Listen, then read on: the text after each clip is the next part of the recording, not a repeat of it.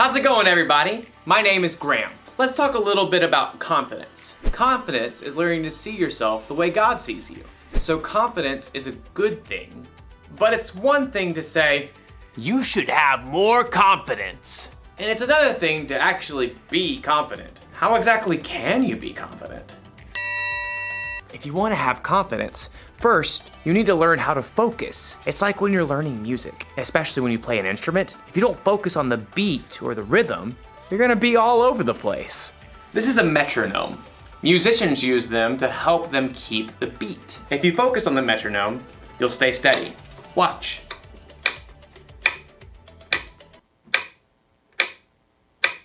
So relaxing. Now, I'll play my song with the right rhythm.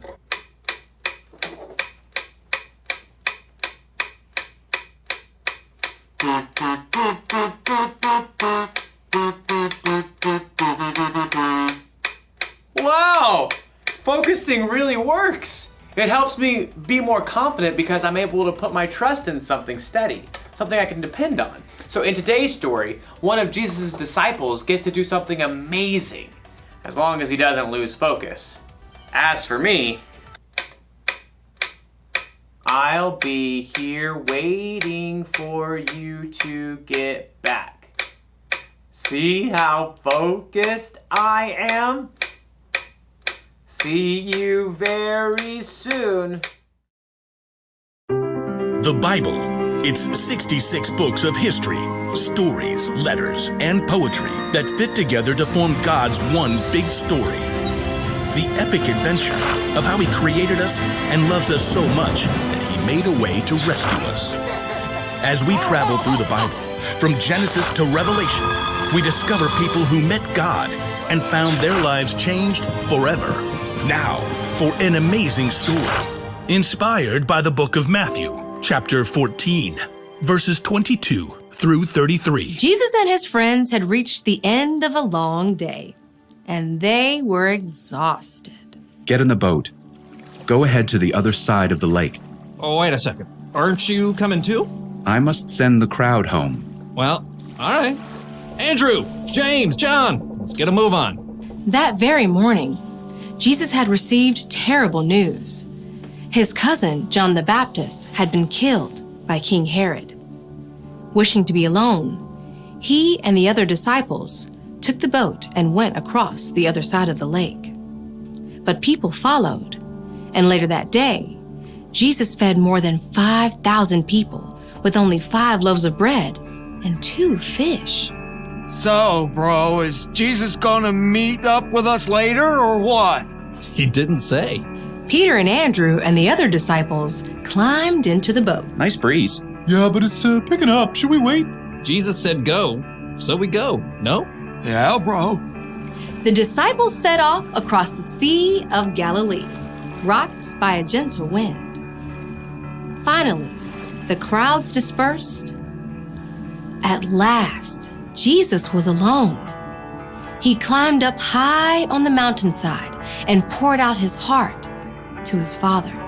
Father. As evening turned to night and night stretched toward morning, the wind across the lake grew wild.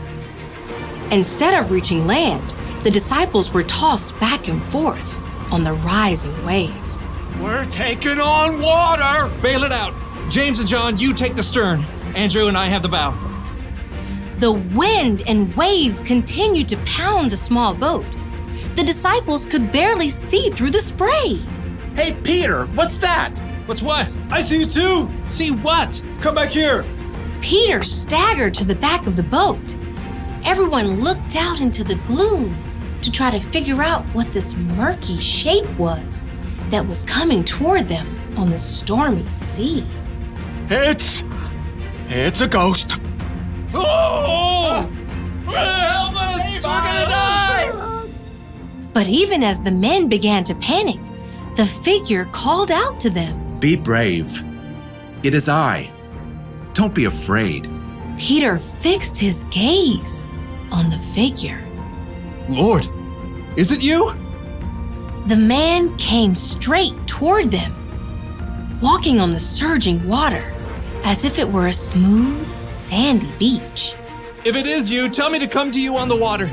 Come. Now everyone stared at Peter. You can't walk on water, bro. But Jesus can. Taking a deep breath, Peter grabbed the plunging side of the boat and then threw his legs over the side.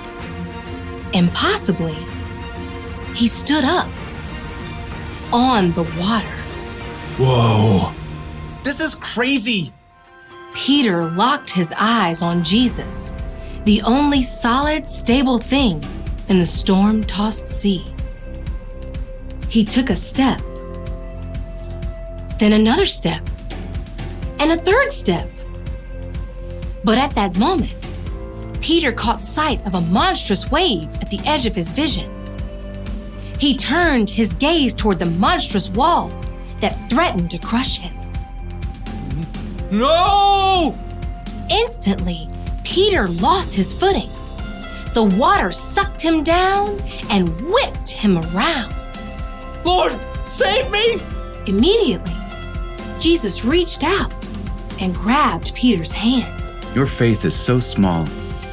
Why did you doubt me?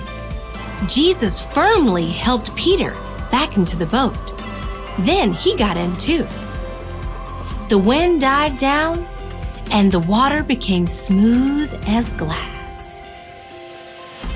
Jesus' friends sank down in the wet deck of the boat and stared at him in awe. You really are the Son of God. Free of the storm, the boat sailed smoothly across the water, guided by a gentle breeze. As day broke, Jesus and his friends landed at Gennesaret. After a night they would never forget.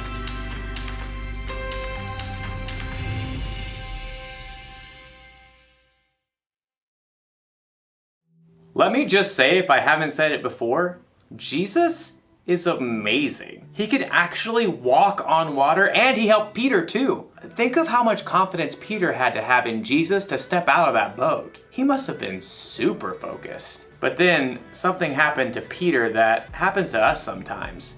He got distracted. He took his focus off Jesus and focused on his problems instead. For Peter, his problems were the wind and the waves and the storm. Your problem could be you're distracted because a vacation got canceled or something didn't go the way you expected. Your problem might be that you or someone you love is sick. Or maybe your family isn't getting along with one another. If you want to have confidence when storms like that happen, you gotta stay focused.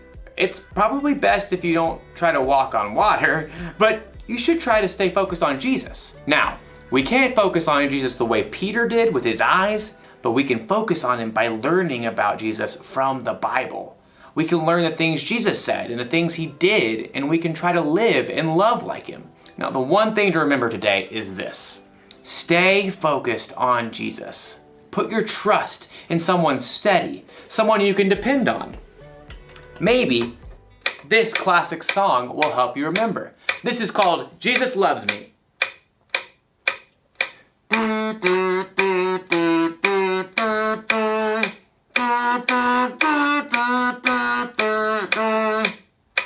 I'll see you next time. Bye.